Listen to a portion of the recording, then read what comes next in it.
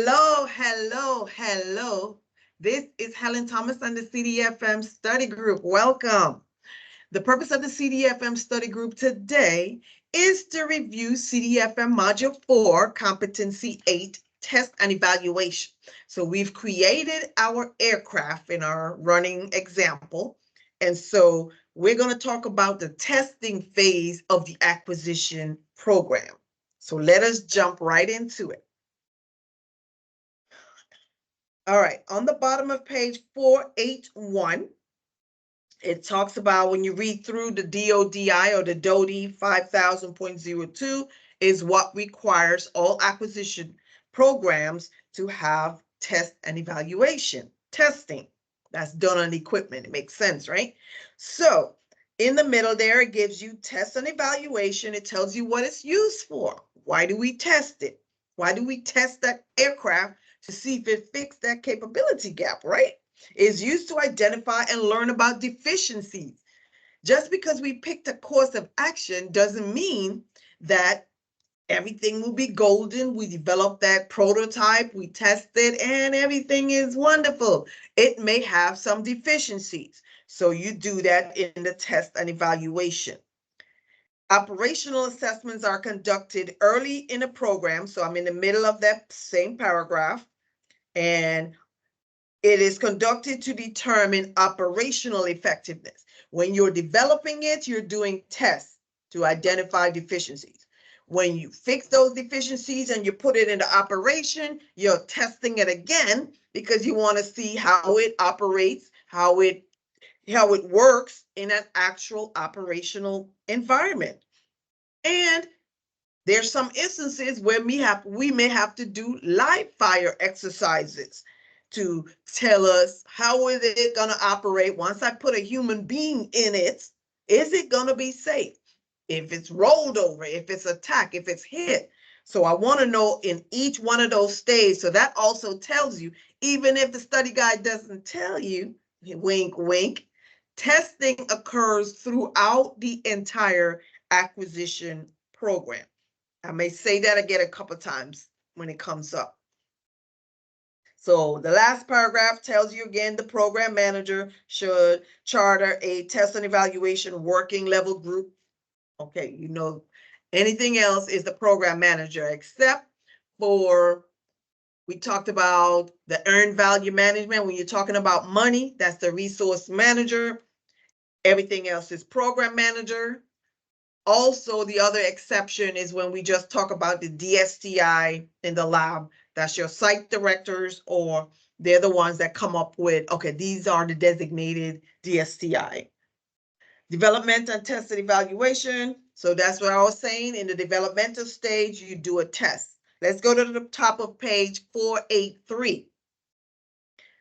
In that last sentence, the DT&E developmental test, in the beginning stage, then should increase to robust system level, because I want to test it, fix it, and I want to be able to develop it into a robust, I want to read what it says, system level and system of systems. And I think did we cover that already? The difference? Yeah, where we talked about the capability of that equipment is greater, or it is not any greater if you put them together. System of systems. So the different systems put together create a greater system versus just a family of systems. All right, read what it says. It increased robust system level and system of systems level testing and evaluation to ensure the system has matured to a point where it can meet initial operational training and evaluation, testing and evaluation. So it's moving up to the phase. I want to make sure that it evolves into that. Robust DT&E reduces technology or technical risk and increases the probability of a successful OT&E, and that's operational test and evaluation. Early on in the stage, we want to be able to identify the issues. 484 at the bottom, modeling and simulation in DT&E. That's how, when you started off in the developmental stage, we don't have our aircraft to test. So in the developmental stage, we're using simulations. So modeling and simulation is integral to and inseparable from test and evaluation. That's what it is. Modeling and simulation is your testing in the developmental stage. What's the OTA? All modeling and simulation used in the test and evaluation must be accredited to your program manager or OTA. What's OTA? I don't remember. Unless they authorize. Let's see if we can find that acronym. If I stumble on it, I'll repeat it. But I have it written. So PM or OTA.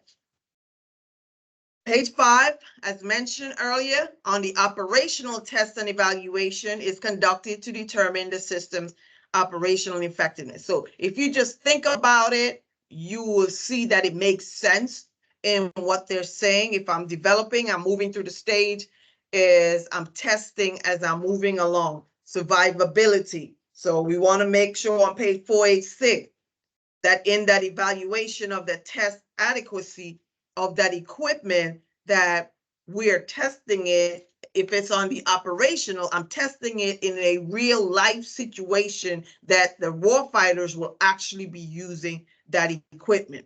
Production representative system, adequate resources.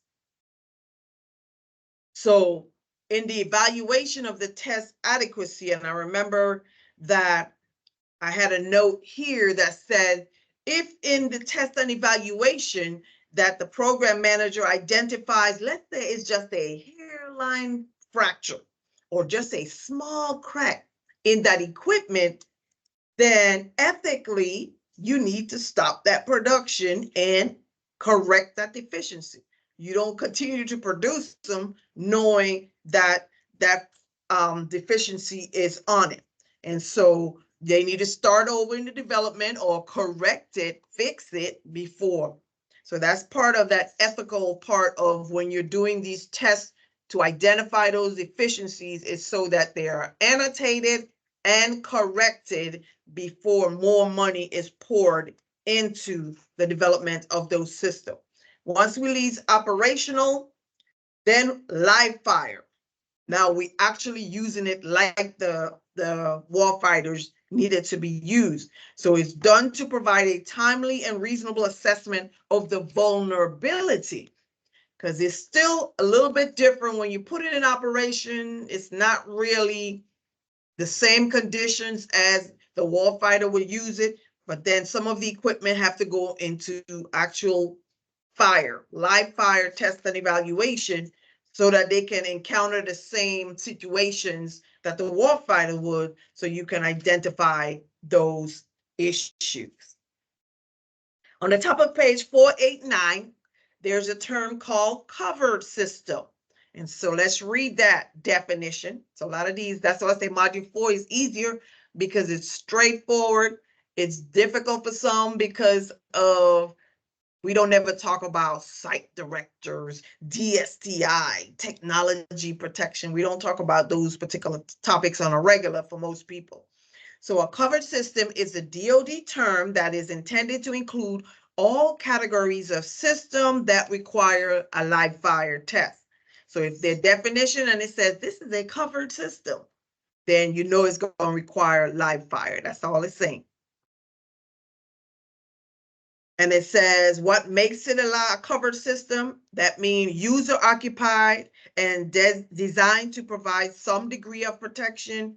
Conventional munitions program or missile program, or conventional munitions program for which more than 1 million rounds are planned to be acquired, regardless of whether or not it is a major system, and modification to a covered system that is likely to affect the survivability. You modify the Humvee, put more hardware on it, then the actual Humvee survivability just changed.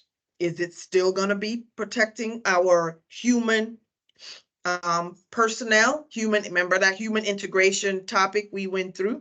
So all of that is considered personnel survivability is the reason for the live fire test and evaluation. And then at the bottom of page 489, as I mentioned, in the acquisition part, which is module 4, what you're trying to learn is what's happening at what phase or milestone in that process. And so the role of test and evaluation, it started off in milestone A. As I mentioned earlier, test and evaluation is done throughout the process. It might start off as modeling and simulations, but it's still testing the equipment. So just remember that. So it says it started at milestone A, but what you need to know on page 10, second bullet, projects that undergo a milestone A decision have a test and evaluation strategy to support that technology phase. And then I think when I get to milestone B, it's going to change to a temp. So the name changes is what gets some people. So all you got to do, rewrite this stuff, get a diagram. This is the milestone, this is the phases, and fit it in where it goes. Under milestone A, testing is supporting the test and evaluation strategy.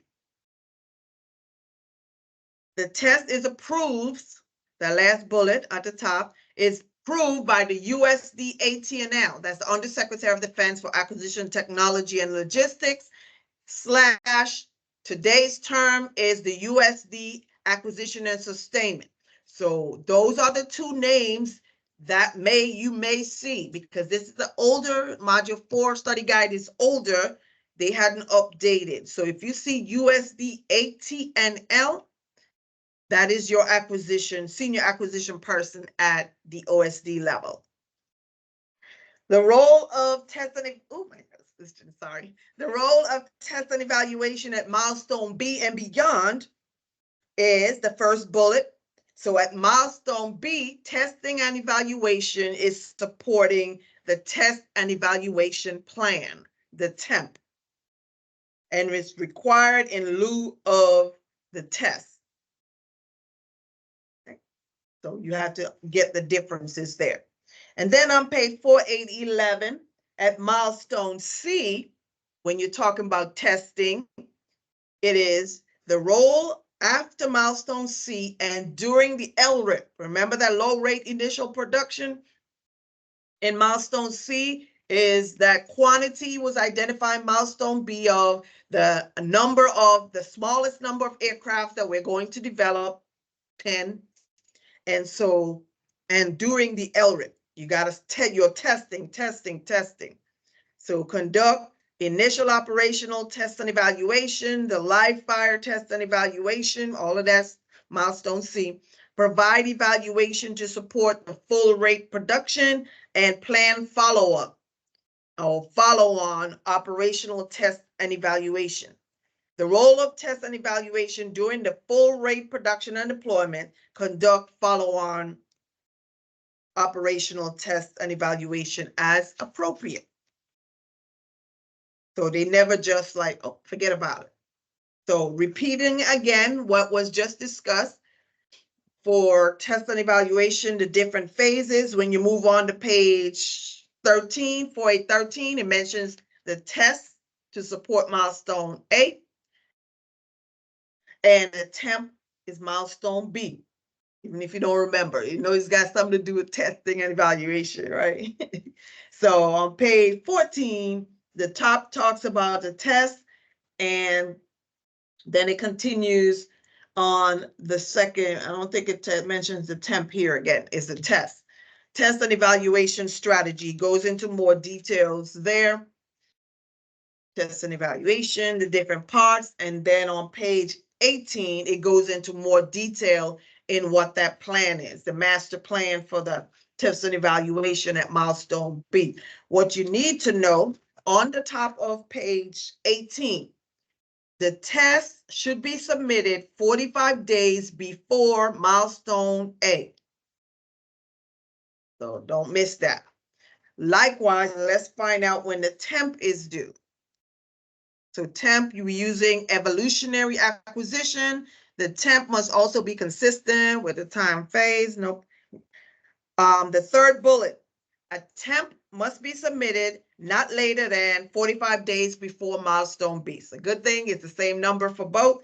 So 45 days before milestone A, the test is done. 45 days before milestone B. So remember, there are different documents that are prepared throughout this whole process. So when you do your process map, you're going to see milestone A has test. It has technology development strategy and all of this other stuff on it. So that's how you keep yourself in line with module 4. All right, this concludes. Oh, that wasn't a long one, Arta. This is 9% of the module 4 exam out of the 2011 book. And so don't forget, the format of the exam is going to change 1 October 2024. And so my focus for next year is going to be a little bit different, because based on the breakdown of the exam will determine where I focus most of our attention. So it's going to switch then. All right. If you have not subscribed to our YouTube page, please, sir, please, ma'am, please subscribe to our YouTube page. Click that like, leave a comment. I need some action on those videos so that YouTube platform will advertise my YouTube page and more people can find these videos. I do get a lot of feedback that people find the videos and hey, these videos are very helpful. Thank you. It helped me pass success for me. All right. So this is Helen Thomas and the CDFM study groups. I'll see you guys again next time.